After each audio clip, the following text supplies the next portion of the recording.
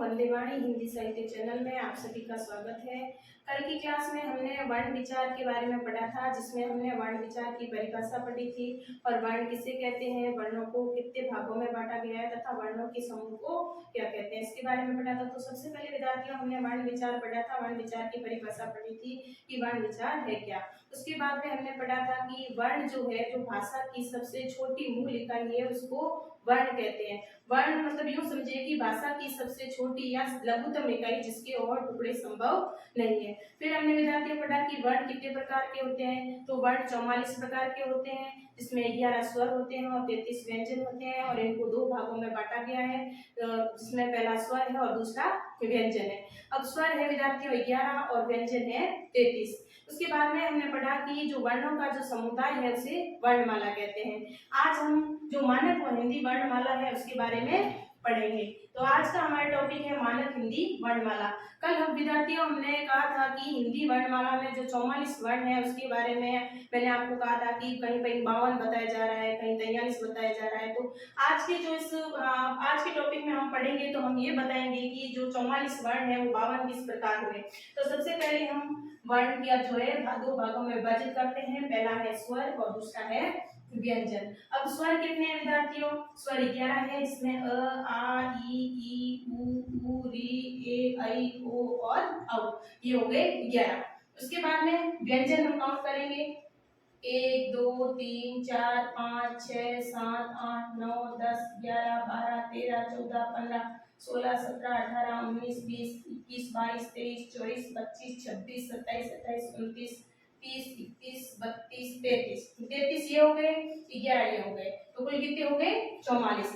उसके बाद में हमने कहा कि 44 से ये जो है 52 कैसे हुए, फिर 44 तो ये हो गए, अब 45 46 47 48 49 50 और 51 और 52। तो विद्यार्थियों मैंने कहा था आपको कि कुल 52 वर्ण होने का कारण ये है कि हमारी जो वर्णमाला है उसमें बहुत सारे शब्द बाद में जो है इसमें जुड़े हैं। तो देखो ये इसको जो क से म तक जो है 25 वर्ण, इनको हम कहते हैं स्पर्श व्यंजन। ये 5-5 के जोड़े हैं। इसको क वर्ग कहेंगे, इसको च वर्ग, इसको ट वर्ग, इसको त वर्ग, इसको प वर्ग। इस प्रकार ये जो वर्ग है 5 और पांचों के ही 5-5 जो वर्ण है, 5 × 5 करेंगे तो कुल कितने हो जाएंगे 25। तो इन 25 को हम स्पर्श व्यंजन कहेंगे। अब विद्यार्थियों जो स्पर्श व्यंजन है उसके बाद में जो ये य र ल व इनको हम अंतस्थ कहेंगे। श जो तालव्य है, श मूर्धन्य और श दंत्य, और ह इनको हम ऊष्म कहेंगे, और श त्र ज्ञ जिसको संयुक्त व्यंजन कहा जाता है। अब विद्यार्थियों ये जो संयुक्त व्यंजन है ये कैसे बने? क हलंत वाला प्लस श, इन दोनों को जोड़ेंगे तो क्या बन जाएगा श, और त और र से त्र बना है, ज और य से य बना है।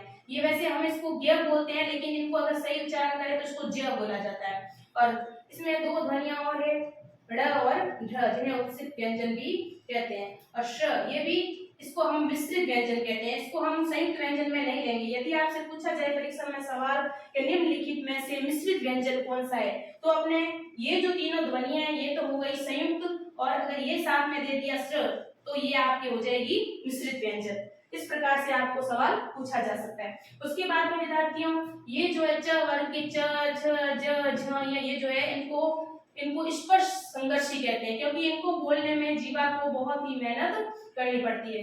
उसके बाद में विद्यार्थियों ये अंग और अह, जिसको हम बोलते हैं ये अयोग्य वाक्य कहते हैं। अयोग्य वाक्य क्यों कहते हैं? इनका जो है स्वर तथा व्यंजन के साथ योग न होने के कारण इन्हें अयोग्य वाक्य कहते हैं, अर्थात योग न होने पर भी ये साथ में चलती रहती है ध्वनियां। इसके बाद में विद्यार्थियों हम पढ़ेंगे कि जो व्यंजन है, व्यंजन में अल्प प्राण, महाप्राण, घोष, अघोष ये जो है किसे कहते हैं, इसके बारे में हम जो पढ़ेंगे वो कल की क्लास में पढ़ेंगे। आज के लिए धन्यवाद।